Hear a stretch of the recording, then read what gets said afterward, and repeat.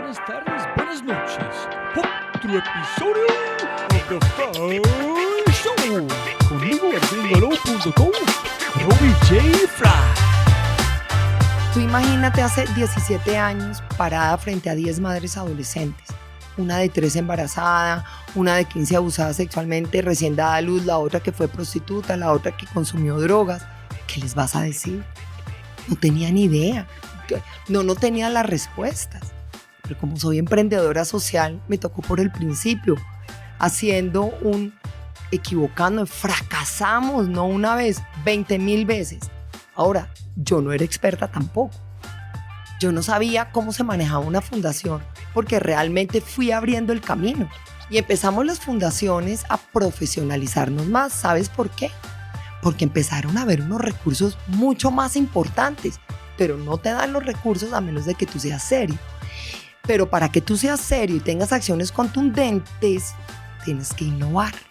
Tú tienes un producto que se llama La vida de una niña, su bebé y su familia. Ese es tu producto, que te llega de una manera, pero tienes que sacarlas de otra. Entonces, cuando tú tienes un concepto empresarial de eso, es fantástico. Pero en el mientras tanto, en el modelo, es cuando tú tienes que hacerlo humano. Tú no acabas la pobreza por subsidios. Esa es la trampa. Tú acabas la pobreza cuando tú le generas ingresos a personas. Pero esa persona tiene que generarlos por sí misma. Tiene que levantarse todos los días a trabajar. Tiene que tener disciplina. Tiene que tener las herramientas. Tiene que tener la educación. Pero te voy a decir cuáles son mis accionistas. No son mis donantes. No son los inversionistas sociales. Es la sociedad. Es que los emprendedores sociales somos una raza muy concreta. El que tú me acabas de decir no es un emprendedor social, simplemente tiene una fundación. ¿Ya? No, los emprendedores sociales, nuestra categoría es diferente, somos cortados con la misma tijera. Es que por ahí, es lo que tu corazón palpita, es que tienes que escuchar esa voz interior en la calma. Y si eso es lo que te trasnocha, por ahí es. Hello. Otro episodio de The Fry Show y otro episodio de Actor de la Innovación. Pero antes de arrancar, yo quiero empezar diciendo gracias a la gente que están apoyando este tour y creen que yo hago. Entonces, primero, en concreto, Mate, Caro, Jorge, Julián, todo el equipo de En Concreto, Estrategia de Innovación. Muchísimas gracias. Les quiero mucho. Cabeza Rota, los grandes diseñadores, animadores, espectaculares. Gracias por creer en este podcast de este episodio 0. Paul Irwin de 100% Languages, transcripciones en Big Box Content. Muchas gracias por todo. Y el gran Jonathan Tarut. Tenemos un podcast pendiente de la innovación en su equipo Cumbia en Barranquilla, diseñando aplicaciones para el web, móviles. Muchísimas gracias a ustedes. Y como siempre, jóvenes amigos míos, si tienes un momentico, 3, 4, 5 minutos, váyanse a iTunes, deja una reseña diciendo qué opinas del podcast. Castígame, no es importante, solamente es poner más comentarios, compartir cómo te sientes, qué te gusta, qué no te gusta y más importante, mejor dicho, es difundir este podcast. Comparte con sus compañeros. Específicamente este episodio si están metidos en el mundo de innovación social. Muchos de mis invitados tienen una energía fenomenal. Y mi invitada esta vez cada vez que yo tengo el placer de hablar, estar en su presencia, es contagiosa su energía. Ella vibra como muchas otras personas a otro nivel de energía. Y cada vez que yo hablo sobre ella con mis compañeros o gente que no conozco, ella lleva mucha respeto en el mundo de innovación social. Específicamente cómo uno puede tratar por un tema social como un negocio demasiado impactante. Entonces este podcast es muy chévere en el sentido, es de innovación social, es de mujeres, es de niñas, pero lleva muchos hallazgos poderosos que uno se puede aplicar en su vida día a día. Entonces, es más que un placer porque es la segunda vez que estaba en este podcast y admiro, más que admiro, esta mujer. Entonces, con 100% alegría. Número 8 del Tour de la Innovación, solucionando los problemas más apremiantes con la innovación social, con la maravillosa y brillante Catalina Escobar. Cata, como siempre puede ganar más plata, pero no más tiempo. Es corto de tiempo. Muchas gracias por su tiempo. La gente escuchando puede investigar qué haces. Es muy sencillo, hay miles de videos en información. Pero que yo quiero preguntar es sobre innovación. ¿Tú piensas en esta palabra innovación? ¿En qué haces en el mundo social cuando tienes que mejorar, innovar o más del mundo de emprendimiento? ¿Qué es tu percepción de la palabra innovación en una mujer en su posición peleando donde estás con la pobreza y mujeres y en este mundo? Para mí innovación es reinventarnos todo el tiempo, porque cuando tú eres un emprendedor o una emprendedora social, realmente tienes claro a dónde quieres llegar, pero tienes que cada día mirar cómo lo haces.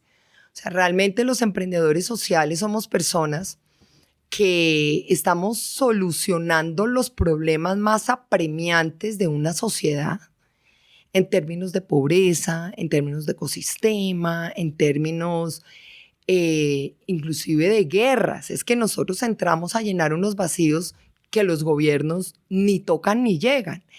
Y para poder llenar esos vacíos, muchas veces nadie se lo ha inventado. Entonces nos toca a nosotros reinventarnos. No hay un solo año de la Juanfe que se parezca a otro. Hay compañías muy lineales. Por decirte algo, voy a decir una compañía como Gillette, por ejemplo. Gillette no necesita demasiada innovación porque produce unas cuchillas que dime qué vas a innovar ahí. Es decir, sacas formas, sacas tamaños.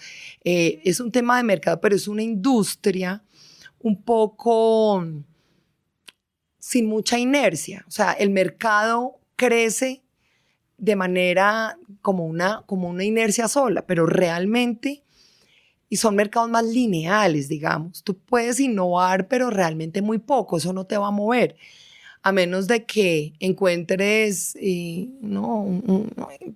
pero en el caso nuestro no, nosotros no somos lineales. Nosotros, aunque tenemos un modelo que se aplica, todos los años son absolutamente diferentes. Nos toca, por ejemplo, ahorita nos están llegando niñas de Venezuela, por ejemplo. Sí, claro. Nos han llegado niñas de 13 y 14 años embarazadas venezolanas, muchas de esas que han estado prostituidas. Entonces, ¿están buscándote o porque están en Cartagena? Están en Cartagena. Pero no están llegando de Medellín, escuchando. No, son ya familias y personas que se están asentando en los cordones de miseria de Cartagena. Entonces, es decir, además, mucho de la innovación de la Juanfe tiene que ver con la adaptabilidad a las situaciones actuales que nos presenta la sociedad. ¿Piensas en esta palabra o ustedes solamente cada día un problema nuevo y tienen que solucionarlo? Entonces, ¿por qué voy a enfocar en una palabra cuando mi vida es constantemente tratando, como dice, de reinventar algo? ¿O piensas que la palabra es importante? Lo que pasa es que la Juanfe, no. A ver, la innovación, sobre todo en los emprendedores, es la constante. Nosotros todo el tiempo tenemos que estar pendientes de eso. Por ejemplo, fíjate una cosa. El año pasado fue muy diferente al de este año de la Juanfe, aún que estamos protocolizados. ¿Por qué? Porque se nos presentan a veces unas situaciones adversas que obligatoriamente nos tenemos que adaptar. Aún así que Gillette tiene un mercado muy lineal, ellos a manera de mercadeo también se tienen que reinventar a ver cómo hacen para ganar más mercado, digámoslo así. pero es lineal. Nosotros no somos lineales. Los que somos emprendedores no somos lineales. Las empresas, por ejemplo, que comenzaron siendo un emprendimiento, tiene un periodo de vida, digamos, donde tienen que pegarle muy duro a la innovación todo el tiempo.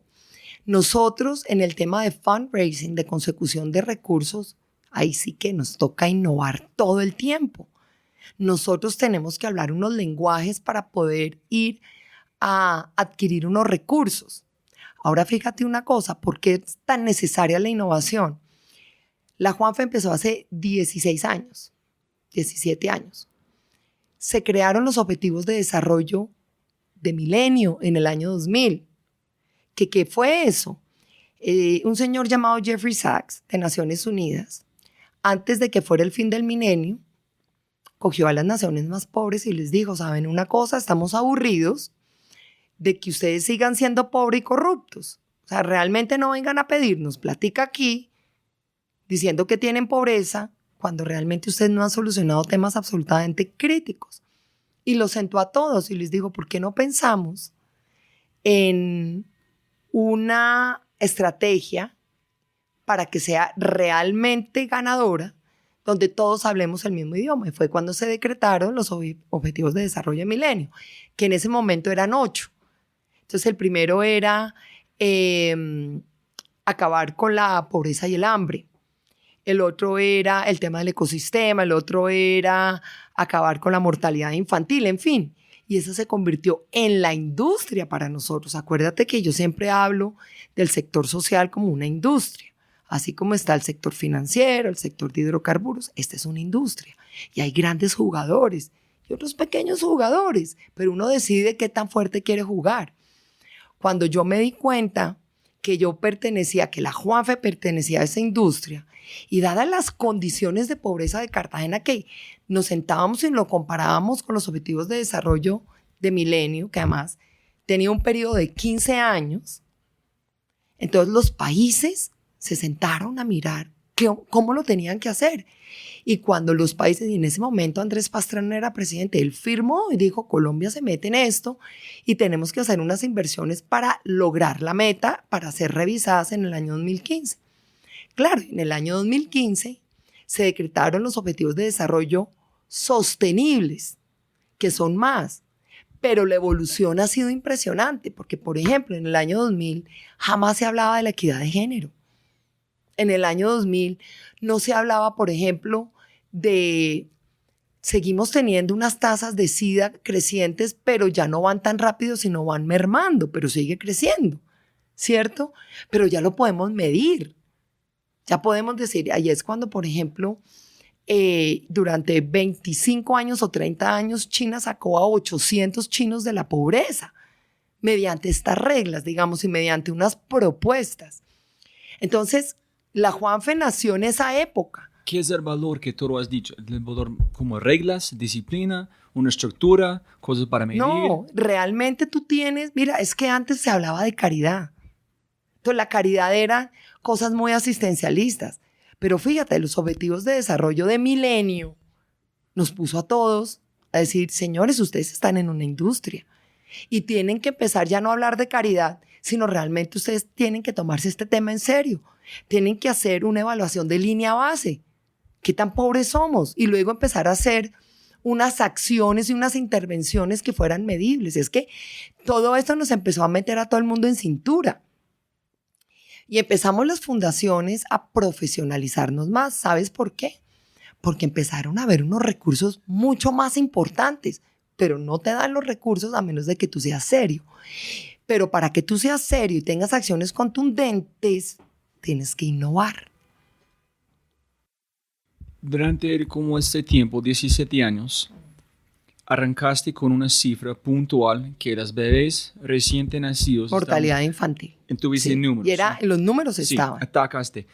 Pero hasta este punto empezaste como enseñando con profesores, con profesión, con educación. Mira, más te y voy más. a contar. Yo quiero saber cómo encontraste esos dolores, menos que fue obvio, en cómo estructuraste un negocio alrededor de estas ideas, menos de, ¿qué podemos hacer? ¿Cómo fue paso a paso identificando estos problemas en cómo solucionarlo con un negocio? Bueno, lo primero, que es muy importante, que creo que al principio fue absolutamente fundamental, fue la estructura que yo tenía.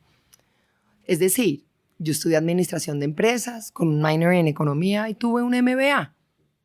Es decir, y trabajé en la empresa privada, trabajé en el sector financiero. Entonces eso es muy importante porque eso empiezas con una estructura. A mí no me gustaba cómo se estaba manejando el sector social y las fundaciones, salvo 2 o 3 colombianos que uno dice, wow, por ejemplo, la Fundación Carvajal lleva años. Pero te voy a decir una cosa, realmente entré en un sector donde casi nada estaba profesionalizado. Entonces, eso permitió, yo personalmente teniendo una estructura, desde el momento cero empecé a darle a manejar la Juanfe como una empresa, porque es que yo no lo veo de otra manera. Es que si hubiera sido, pues con todo respeto, pues, pero si yo hubiera sido diseñadora de joyas, pues adivina si esta fundación ya se hubiera acabado y ni siquiera hubiera empezado. Es decir, esto se necesita no solo la estructura, pero también se necesita la capacidad. Mira, al principio me tocó trabajar muy fuerte y mucho sacrificio para empezar a tener la gente capacitada. Ahora, yo no era experta tampoco. Yo no sabía cómo se manejaba una fundación porque realmente fui abriendo el camino. ¿Es diferente de un negocio? No, no es diferente. Para nada. Hay una cosa que se llama evidence-based. Tú te basas en una evidencia. ¿Cómo hace, por ejemplo, vamos a inventar aquí, pues, cómo hace una compañía petrolera para ser buena y que tenga resultados? Pues los resultados los saca por unos dividendos, por un EVA, un EBITDA, ¿cierto? Y un retorno a sus accionistas. Pues aquí es lo mismo. Pero en cada cosa que estás implementando, cada idea nueva, como tú dijiste, puedes ver 20 problemas al mismo tiempo. ¿Cómo su equipo dicen, ok, acá, este es mejor, no vamos por acá, probamos? ¿Cómo es el proceso de Porque la experiencia ya nos enseñó. Es que hace 17 años cometimos muchos errores. Es que yo soy emprendedora social. Tú imagínate hace 17 años parada frente a 10 madres adolescentes. Una de 3 embarazada, una de 15 abusada sexualmente, recién dada a luz, la otra que fue prostituta, la otra que consumió drogas. ¿Qué les vas a decir? No tenía ni idea. No tenía las respuestas. Pero como soy emprendedora social, me tocó por el principio, equivocando, fracasamos, no una vez, 20,000 veces. Pero éramos atentos al fracaso. ¿Pero dónde está fracasando?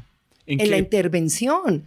Okay. En la intervención, porque es que te digo una cosa, yo no quería más de lo mismo, yo no quería nada que fuera asistencialista, porque asistencialista es darle la comida, darle unas clases, mandarla a casa y al otro día viene, pero entonces nos morimos de la tristeza todos. No, yo no quería eso.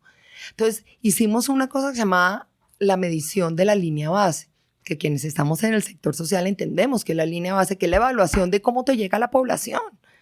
Antes de la intervención que tú hagas, ¿cómo te llegan esas niñas? Te llegan con baja autoestima, abusadas sexualmente, con un problema de desnutrición, niñas además con un entorno conflictivo. O sea, así las recibes.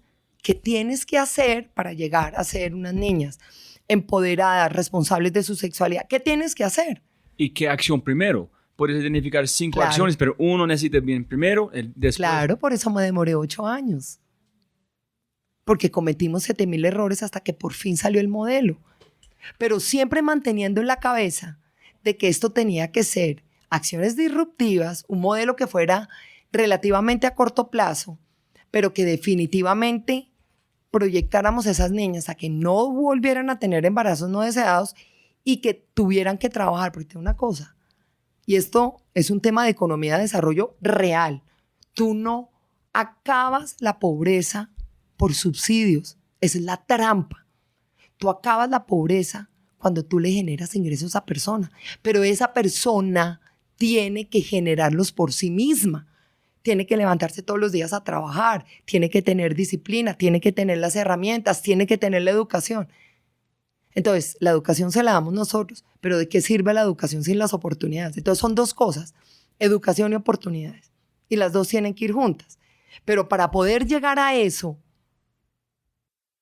es lo que te digo, los emprendedores sociales sabemos a dónde queremos ir, pero nos toca averiguar en el camino cómo putas vamos a hacer.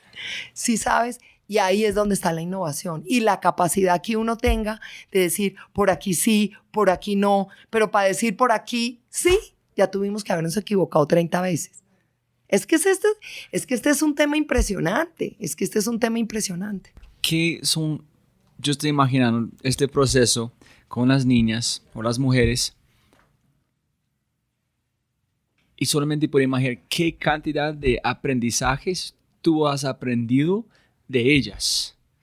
Si esta mujer de esta tragedia puede pasar por este proceso, sacar a sus niños de la universidad como tú estás hablando, hay un montón de aprender de esas mujeres, ¿no? Claro. Pues es que empecemos que no existe una fundación exitosa en el mundo que no haya entendido la realidad social de estas personas.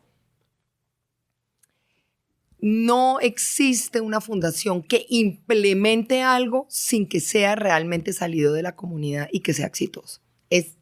Eso es algo que te lo sostengo donde sea. Yo quiero saber, ¿qué es la chispa o algo que cuando tú, como tú dijiste, sabes de esta realidad que demoraste 8 años para identificar exactamente? No, y todavía seguimos aprendiendo porque a veces cometemos errores. Por ejemplo. Pero ¿qué es esta realidad que tú has visto que sin tener esta información es imposible que hacer que tú haces? No sé si tú puedes identificar lo que es. Ay, ella dijo después de con esta información tenemos que hacer Me imagino que muchas personas ven que tú haces, podemos duplicarlo. Mujeres, aquí es lo que necesitas, pero van a fracasar porque no tienen la información que tú estás hablando. Definitivamente. ¿Qué es esta información? ¿Qué es este? No sé si puedes tocarlo, es tangible. No, es intangible totalmente porque te voy a explicar una cosa, nosotros estamos recibiendo lo peor que vota la sociedad. Es que nosotros nos valemos del embarazo adolescente, pero realmente nos llegan niñas en unas condiciones, nos llegan niñas suicidas. Imagínate tú cómo trabajas el suicidio. Una niña de 14 años que se quiera suicidar es porque realmente no tiene nada. Es un país que no le llegó, es una sociedad que fue indolente, pero llega la Juanfe y ¿cómo carajo vamos a solucionar eso? ¿Sí ves? Pero de la única manera de solucionarlo realmente es llegando a sus bases más profundas. Y esa es la tarea que nos cuesta a nosotros todos los días también. Mira, te voy a contar un ejemplo. La Juanfe tiene unas tasas de deserción menores al 5%. Y eso es excelentísimo. Pero hace 1 año y medio la tasa se subió como al 20%. Y nosotros decíamos, pero si no hemos variado nada, es decir, si el proceso de selección ha funcionado muy bien, ¿qué pasó aquí? Entonces encontramos en los procesos de selección un vacío enorme que eso nos tocó redimensionar la manera como estamos captando las niñas. Por eso te digo que es que la innovación nos acompaña todo el tiempo y la creatividad. Mira, cuando arrancaron los objetivos de desarrollo de milenio, la información era muy pequeña. Naciones Unidas no tenía toda la información. Hoy en día, en temas de género, por ejemplo, o sea, las investigaciones que se han hecho en el Banco Mundial, en el BID, en las universidades, es enorme, es riquísimo. Pero entonces, fíjate, uno tiene que acoplar mucho de esa información porque sigue siendo académica, ¿no? Es que aquí hay un tema académico versus un trabajo de campo. En ese es donde quiero ir. Todas las entrevistas van a la calle, habla con su cliente, conocer a ellos. Pero que tú estás diciendo, yo pienso, en su trabajo, el cliente es tan compleja, la profundidad que tiene que llegar es más trabajo en este mundo social. Piensa, si yo quiero vender algo en la calle con un trato, como Andrés, que estamos hablando de te paga, esa es una necesidad diferente de una mujer o una niña donde tú estás. Entonces, conocer su cliente, pensando en un negocio, que ellos son su cliente en un sentido, es mucho más duro, ¿no? Lo que pasa es que cuando tú manejas una fundación como una empresa, tú tienes en la cabeza a dónde quieres llevar a estas niñas. Tú tienes un producto que se llama la vida de una niña, su bebé y su familia. Ese es tu producto, que te llega de una manera, pero tienes que sacarlas de otra. Entonces, cuando tú tienes un concepto empresarial de eso, es fantástico. Pero en el mientras tanto, en el modelo, es cuando tú tienes que hacerlo humano. Es donde tú tienes que aterrizarlo. Por eso la diferencia entre una cuchilla de afeitar Gillette y un mercado. Pero igual Gillette tiene unas materias primas, tiene una producción, tiene un control de calidad para que finalmente satisfaga a unos clientes que van a usar las cuchillas. Adivina qué me pasa a mí. Yo tengo un raw material, o sea, yo tengo unas niñas que están ahí en una extrema necesidad. Tengo un proceso de producción que es el modelo de Juanfe y tengo que sacar esas niñas a un mercado para que ellas sean viables para una sociedad. Por eso esto se piensa como una empresa, porque si no se piensa así, seguiremos siendo asistencialistas, dándole la sopita a la niña, jugando a las muñecas, y de esto no se trata. Y es muy chido, es como keep your eye on the ball, keep your eye on the prize. Siempre estás allá. Pero es que así somos los emprendedores sociales. Los emprendedores sociales sí sabemos a dónde queremos ir. Sí tenemos una visión. Pero ¿cómo se llaman los emprendedores sociales que dicen, como hablábamos la vez anterior, pobrecito mío, necesito plata, ayúdame con que no son capaces de hablar como sus clientes como productos, porque piensan, ay, no puedo darle a esta mujer como un producto. No, pero entonces se tienen que capacitar los emprendedores sociales, porque uno, para poder hacer una transformación real, no se necesita únicamente de la energía y de las ganas, se necesita de una formación y se necesita de una estructura, sino ¿cómo haces? Pero te demoras más. No piensas que ellos tienen que identificar el problema no del corazón, pero del mundo del negocio, que es, ay, hay un problema ya, me siento, pero ¿cómo puede convertirse en negocio? ¿Siempre o como es vos? Que, mira, yo no sé cómo puedes... Es que te voy a explicar algo. Nosotros entonces no se llama emprendedor social, punto. Es que los emprendedores sociales somos una raza muy concreta. El que tú me acabas de decir no es un emprendedor social, simplemente tiene una fundación. ¿Ya? No, los emprendedores sociales, nuestra categoría es diferente, somos cortados con la misma tijera. Mira, yo soy emprendedora social del Foro Económico Mundial y cuando nos reunimos en el foro, en América Latina, en el Asia, en Davos, nos sentamos y somos idénticos. ¿En serio? Idénticos, es una cosa impresionante. ¿Cómo? ¿Qué cosas tienen en común? Mira, así uno vaya por el tema del ecosistema, el otro vaya por animales, el otro vaya a salvar tortugas, el otro vaya por niños. Somos idénticos. Somos inquietos, nunca nos conformamos, estamos buscando qué más tenemos que aprender para atacar ese problema. Somos idénticos, es que además nos reímos porque cuando salimos a comer juntos hacemos más bulla de lo normal, porque somos más activos, somos, y ¿sabes qué es lo bueno de los emprendedores sociales? Que todo lo compartimos, o sea, no nos quedamos con la fórmula secreta y no somos egoístas, ¿sí me entiendes? Somos idénticos, es que es impresionante. Es muy, muy impresionante. Pienso que tú dijiste algo clave, comparten la información. Sí. El otro siempre. innovando, inquieto, pero no quieren compartir porque piensan alguien bueno a robar que tiene. Pero ¿sabes por qué compartimos? Porque sabemos que muchas de las ideas que hemos adquirido en el camino ha sido también por experiencias de terceros. ¿Sí me entiendes? O sea, nosotros, la fórmula de la Coca-Cola, Dios mío santísimo, esto fue la panacea y nadie podía saber. No, en el tema de cómo solucionar los embarazos en adolescentes, nosotros en los protocolos guardamos información. Por ejemplo, tenemos que ser muy juiciosos en no revelar casos puntuales de las niñas porque hay una ley colombiana de protección de datos y eso es mejor dicho, pero sí somos muy amplios porque nosotros aprendimos también de terceros, ¿no? Y no, pero lo que te estoy diciendo es real, somos idénticos. Y lo mismo los Ashoka Fellows.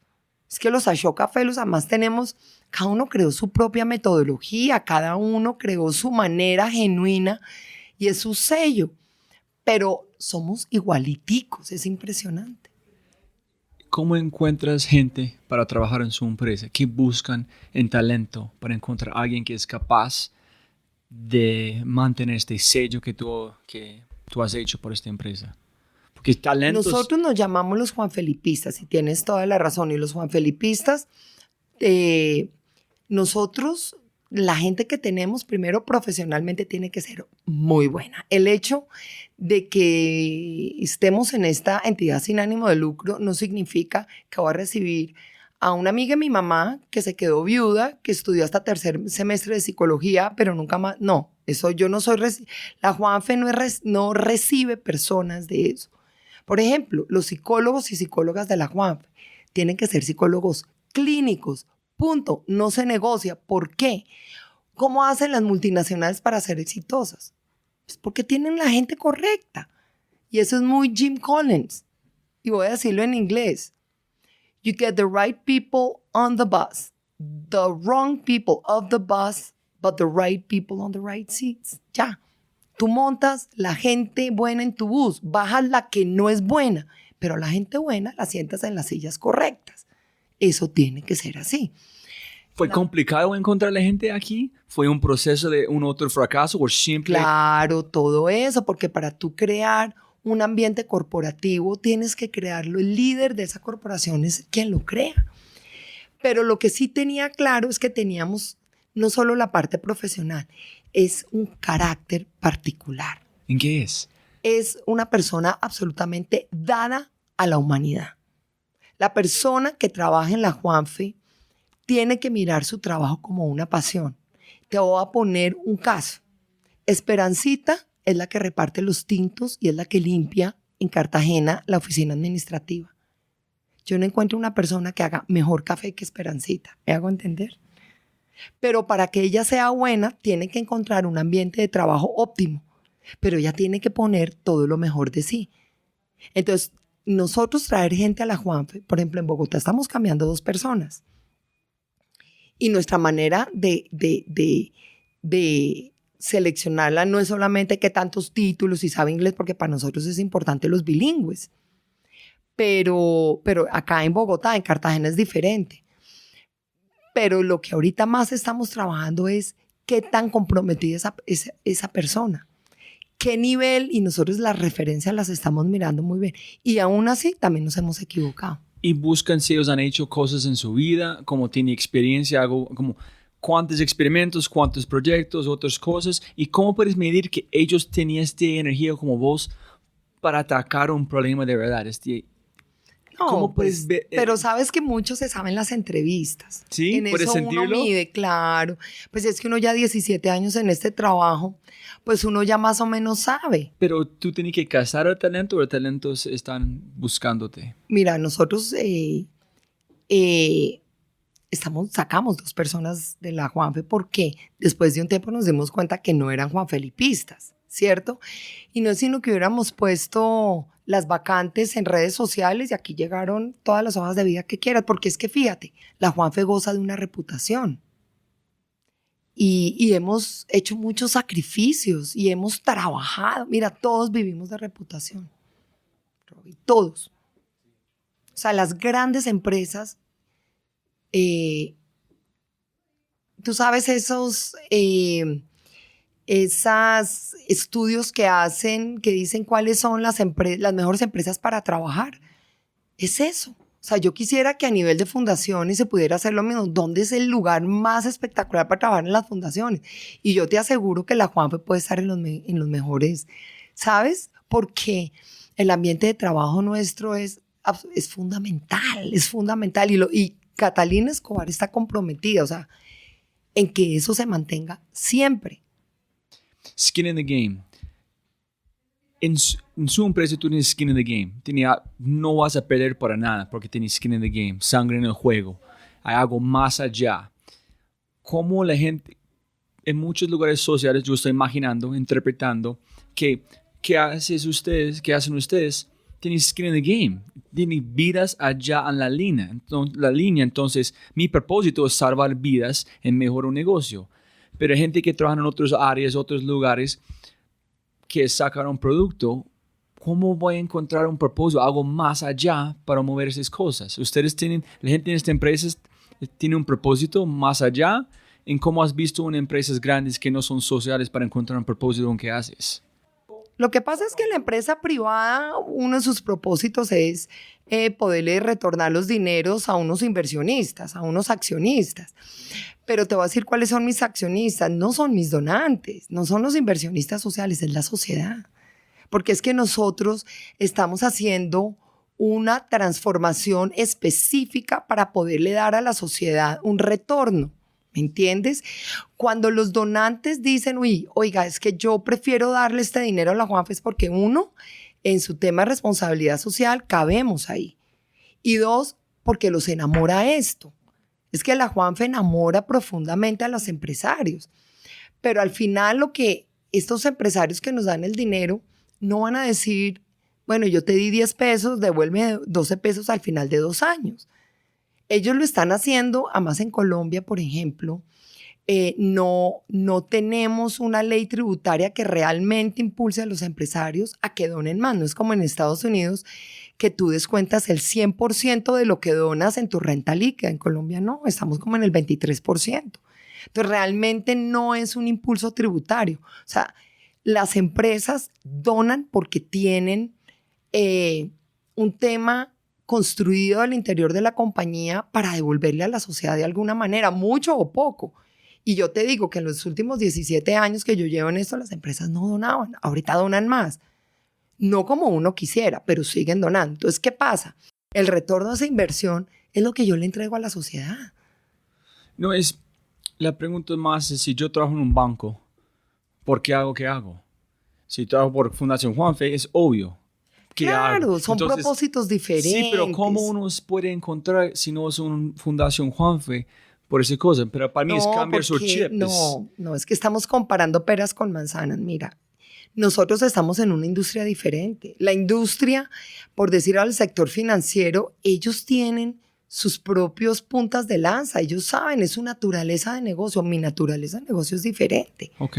¿Ves? Son industrias, no es comparable, son dos industrias totalmente diferentes.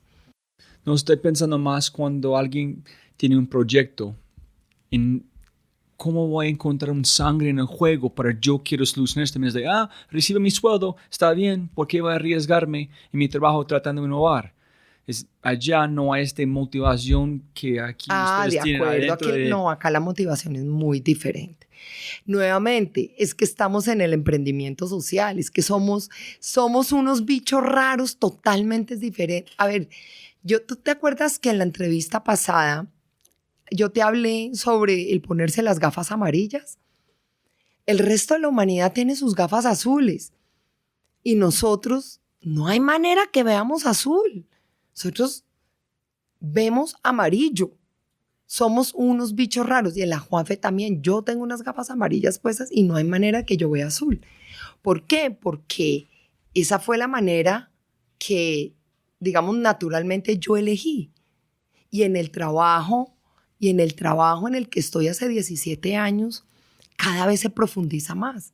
Y cada vez hay más información. Y cada vez más hay estudios y research.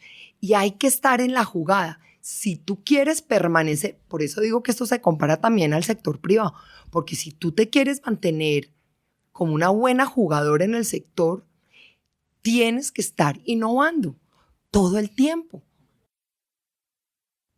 Me encanta que dijiste, me gustaría volver a la cosa que hablamos antes de arrancar para el último punto de este, es cómo es el mundo. Es tu decisión. Tú puedes verlo, gratitud, o puede ser, es terrible, pero tú tienes la capacidad de hacerlo, nadie más. Entonces, puedes verlo, estoy cambiando si no le gusta este color de lentes, cámbialo por otro color, en otro lente, pero tú tienes capaz, no tienes que sufrir con que todo es una decisión personal. Cuéntame. Y eso se llama el libre albedrío.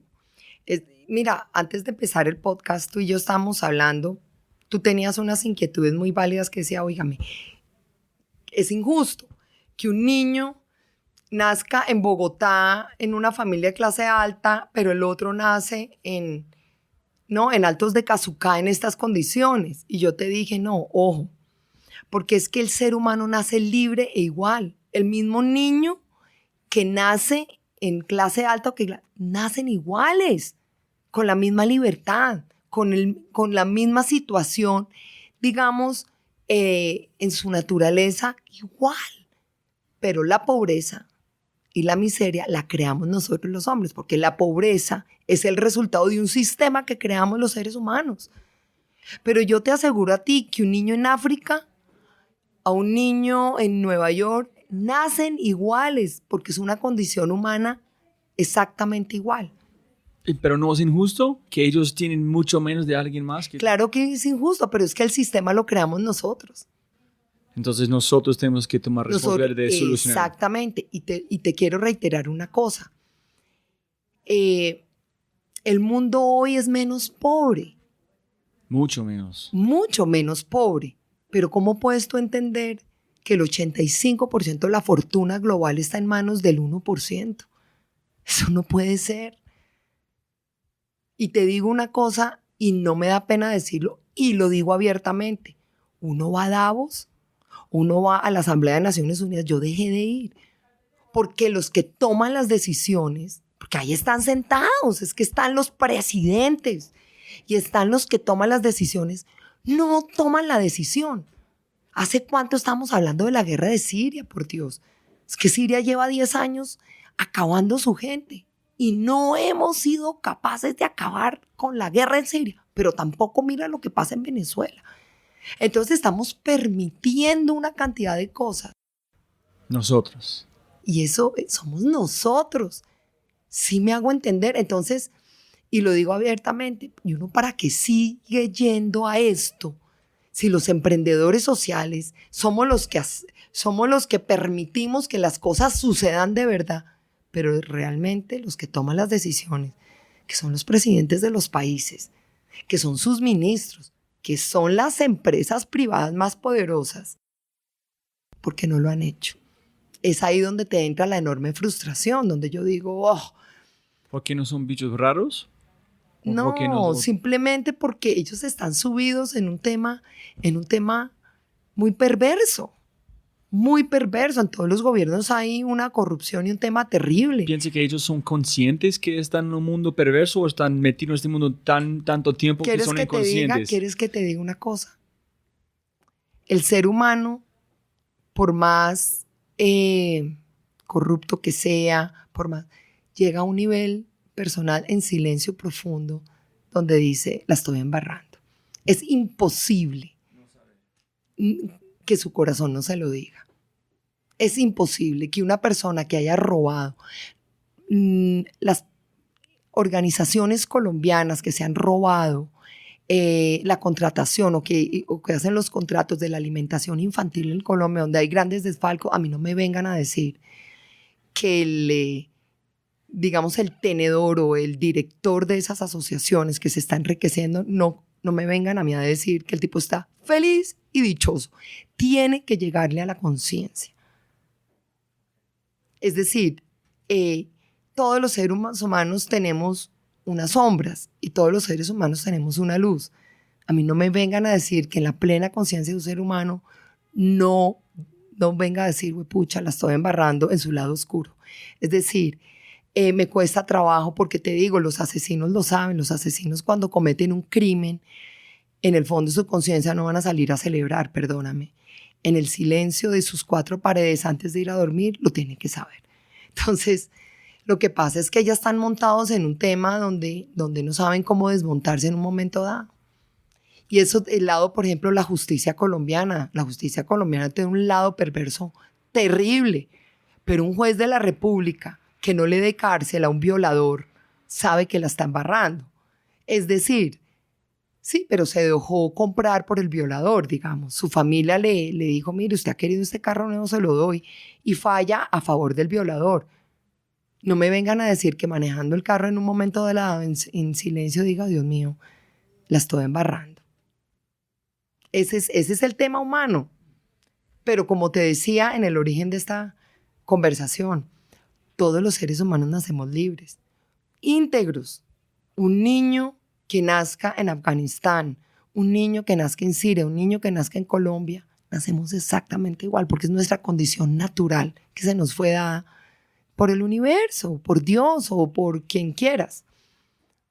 Es que nosotros los seres humanos dejamos de escuchar realmente esa voz interior que es lo que nos lleva al bien y nos empezamos a precondicionar por la educación que nos dan los papás, por las experiencias que empezamos a acumular.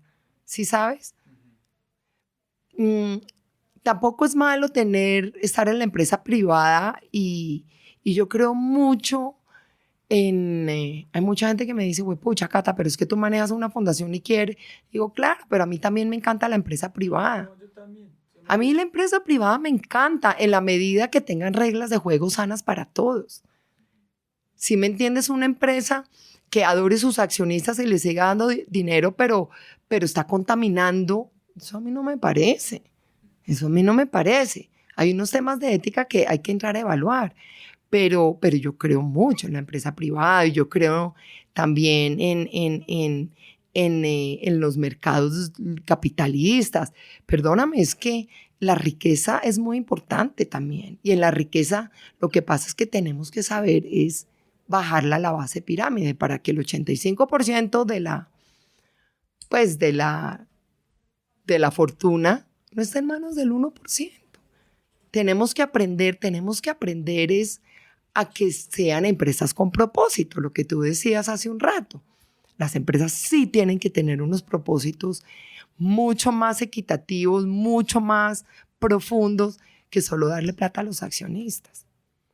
¿Y sabes cuáles son esas empresas? Tú has escuchado a un ser humano que además admiro profundamente, se llama Raj Sisodia. Él es profesor de Babson, pero pues es de eméritos, es un tipo, y él hizo un libro que se llama Capitalismo Consciente, Conscious Capitalism. Y ese libro trata de varias empresas, pero una principal que se llama Whole Foods. Y la historia de Whole Foods, que para los que escuchen el podcast es un supermercado de elementos orgánicos, y su línea y su cadena de valores es espectacular y ojalá las empresas en el mundo manejen ese tipo de cadena de valor donde todos ganan. Ganan los proveedores, ganan los empleados, ganan los clientes, ganan los accionistas, gana el ecosistema y es lo que genera una cosa que se llama el círculo virtuoso y es ahí donde todos tenemos que apuntar. Pero eso tiene de ancho como de largo, pues es que eso no es así nomás. Pero, por ejemplo, muchas empresas o muchos fondos de inversión que se llaman, ¿cómo se llama eso? Bueno, que son inversionistas como lo que hace... No, Angel son los que dan los root capital. No, son los de impacto social. Muchas de las compañías, por ejemplo, de energías renovables y todo eso son ONGs, ¿no? Pero tienen unos inversionistas enormes, pero le están creando un bien al ecosistema más que nada en el mundo, pero son capitalistas también. Ese es donde vamos. Sí. Todas las empresas tienen que empezar a ir por esa dirección o no van a existir. No, además ya la embarramos, ya tenemos un planeta y una casa donde todos habitamos acá y seguimos. O sea, la embarramos y tenemos que aceptarlo. Ya, terminamos. Última pregunta. Dime. El peor consejo que ha recibido en su vida.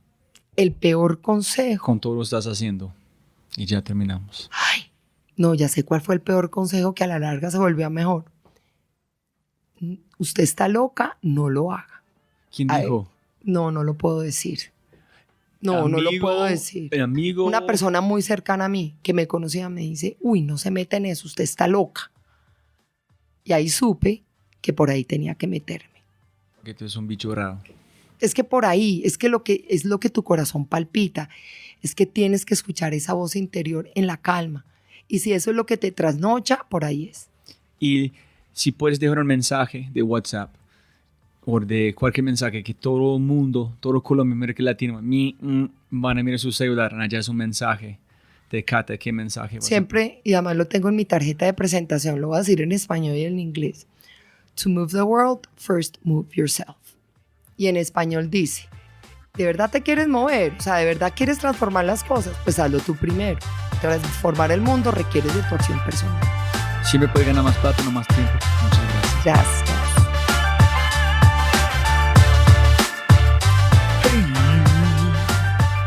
Can't believe you're still listening to this podcast and in English. No puedo creer, no puede ser. Oye, si todavía estás escuchando, hazme un favor. Vaya a la página www.thefryshow.com/Catalina Escobar 2, el número 2. Hola, fryshow.com, busca Catalina Escobar 2 y allá dicen cómo conectarme con. Allá es su Twitter, su LinkedIn, su Instagram, Facebook. Si todavía estás escuchando y disfrutaste este podcast, haz clic allá, envía un mensaje a ella por Messenger, por Instagram, diciendo, wow, muchas gracias, ¿cómo puedo aprender más? Este fue el hallazgo más impresionante que voy a llevar conmigo. Y no, eso es. Entonces, toda la gente escuchando a este punto, ustedes ya saben, de verdad, cero bullshit. Les quiero más que todos mis oyentes porque ustedes son los más fieles. En cuando este podcast es más gigante, nunca voy a olvidar a ustedes. Un abrazo a todos mis oyentes fieles. Chao.